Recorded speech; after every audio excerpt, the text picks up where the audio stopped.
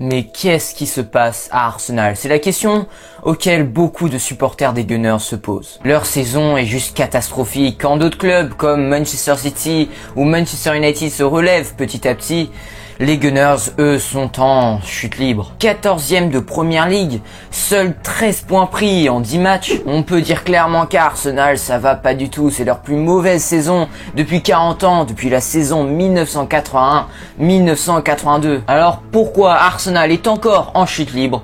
C'est ce qu'on va voir dans ce nouveau Focus de Premier League. Mais qu'est-ce que sont devenus les Gunners? Est-ce qu'ils sont vraiment capables de revenir en Ligue des Champions et enfin redevenir l'un des grands acteurs de la Première Ligue? Malheureusement, à ce stade, non.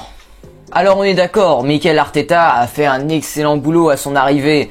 Il a vite transformé cette équipe et réparé les petits problèmes qu'il y avait dans ce club. Enfin, les petits problèmes.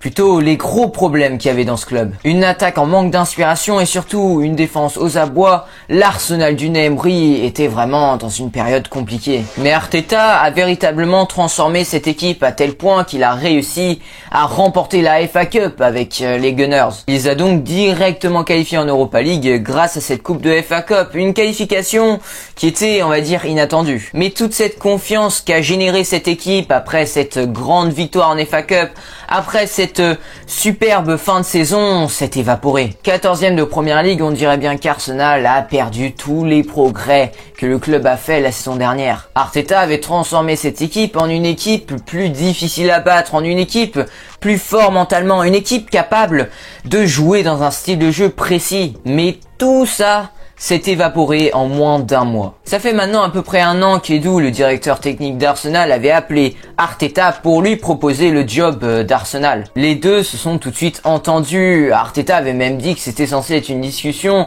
durant quelques minutes, mais finalement ça a duré quelques heures. Arteta savait alors que le club faisait confiance en son projet. Il savait alors exactement quelle équipe il allait hériter. Mais un an après, force est de constater que les choses ne sont pas passées comme il le voulait. Arteta a désormais beaucoup de pression sur les épaules. Durant une conférence de presse, un journaliste a même demandé à Arteta s'il se sentait en danger. Ce dont il a répondu qu'en tant qu'entraîneur, il savait qu'un jour de toute façon il allait être viré, donc il n'était pas du tout inquiet. Déjà, voir qu'une telle question est posée, c'est inquiétant. Si ça continue, ça m'étonnerait pas si les dirigeants des Gunners vont eux-mêmes se poser cette question. Est-ce qu'il faut virer Arteta? Après tout, on commence à voir petit à petit les mêmes faiblesses chez l'Arsenal d'Arteta que chez l'Arsenal d'Emery et même l'Arsenal de Wenger vers la fin. Une équipe trop lente, trop prévisible, une équipe qui semble être facile à battre, une équipe vulnérable. Mais pourquoi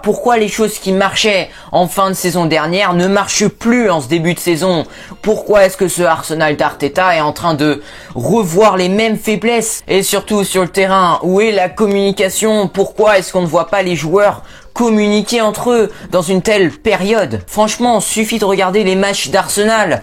On dirait 11 joueurs isolés les uns des autres sur le terrain. Arsenal est en train de régresser dans tous les compartiments du jeu, sans exception. En attaque, Lacazette et Aubameyang ne marquent plus depuis longtemps. Il n'y a plus de milieu de terrain. En défense, il manque de solidité. Et surtout, cette équipe d'Arsenal semble manquer de motivation. On dirait que le message d'Arteta ne passe plus. Parce que là, lundi dernier, le match contre les Wolves, ça s'est joué sur la motivation avant tout. Wolverhampton en voulait plus, tout simplement. Ils ont été battus parce qu'ils sont timides devant les buts. Ils ont été battus parce que leur milieu de terrain est juste catastrophique dans un mauvais jour. Mais ce qui est inquiétant, c'est qu'on est en train de revoir les faiblesses que normalement Arteta avait corrigées la saison dernière. La saison dernière, Xhaka et Danilo Ceballos, c'était vraiment les deux tauliers dans ce milieu de terrain qui ont permis à Arsenal de remporter cette FA Cup. Mais cette année, ils n'arrivent pas du tout à faire le lien entre le milieu de terrain et l'attaque. La saison dernière, Aubameyang a été juste monstrueux.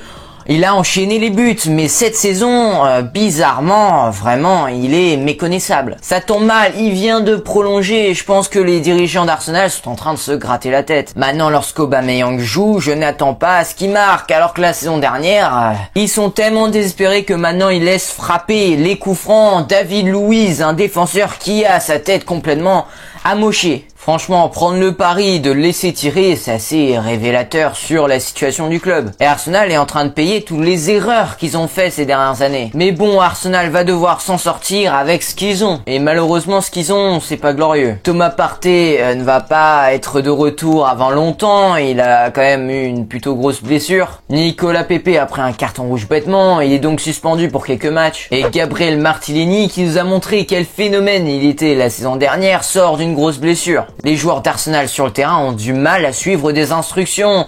Ils ont aucune confiance en eux. On a même l'impression qu'ils ont peur du but. Le match contre les Wolves était le dernier match sans supporters. J'espère bien que le retour des supporters dans l'Emirates Stadium va les secouer. Bref, on retrouve le Arsenal fragile qu'on a si l'habitude de voir. Peut-être qu'Arsenal, ses mauvaises habitudes sont tellement imprégnées qu'il n'était pas possible d'éviter le retour d'un Arsenal fragile. Peut-être qu'ils sont en train de payer toutes les erreurs de recrutement qu'il y a eu les dernières saisons. Mais bon, avant qu'Arteta soit viré, il faudra attendre longtemps. Il y a tellement une grosse hype autour de lui. Ça peut sembler bizarre, le club a toujours une énorme confiance à Arteta alors que les Gunners sont 14e de Première Ligue, faut se réveiller. Et rappelez-vous, Emery a été viré alors qu'Arsenal pointait à une pauvre 8e place de Première Ligue. Mais là, on parle d'une 14e place, c'est bien pire. Comme quoi, même chez les coachs, on peut dire qu'il y a du favoritisme. À ce stade, avant même de penser d'un jour revenir en Ligue des Champions, Arteta doit tout reconstruire. Mais pour ce faire, il va falloir que les dirigeants d'Arsenal se renforcent intelligemment durant le mercato hivernal. Mais bon, Arsenal, ce n'est pas une équipe qui a énormément d'argent comme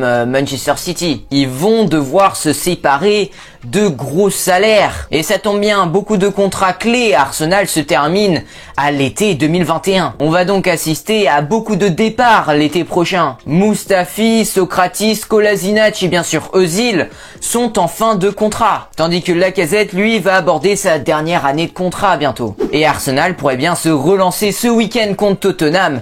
Je serai d'ailleurs en live pour ce match entre Arsenal et Tottenham dimanche à 17h30, donc ne ratez absolument pas ça. Bon, en vrai, je crois plus à une victoire de Tottenham qu'autre chose. J'espère que ce focus de Première Ligue vous aura plu. J'essaierai de sortir ça tous les vendredis à 18h. N'oubliez pas les gars de vous abonner, de cliquer sur la cloche de notification pour ne rater aucune de mes prochaines vidéos et surtout apprendre toutes les semaines sur la Première Ligue. En faisant ce genre de focus sur la Première Ligue, je voulais vous offrir un peu plus de contenu. Ce sera du contenu moins élaboré, je vais passer moins de temps sur le montage, mais ne vous inquiétez pas, j'ai prévu de faire des focus tout aussi intéressants, voire plus. Donc voilà, comme je vous l'ai dit, tous les vendredis après-midi, j'essaierai de faire un petit focus de Première Ligue. Ce sera souvent des petites analyses comme celle d'aujourd'hui.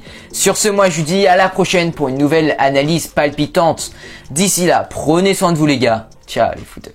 Ah oui les gars, n'oubliez pas, je serai en live dimanche à 17h pour la rencontre Arsenal-Tottenham. Je vous attends nombreux. Allez, ciao.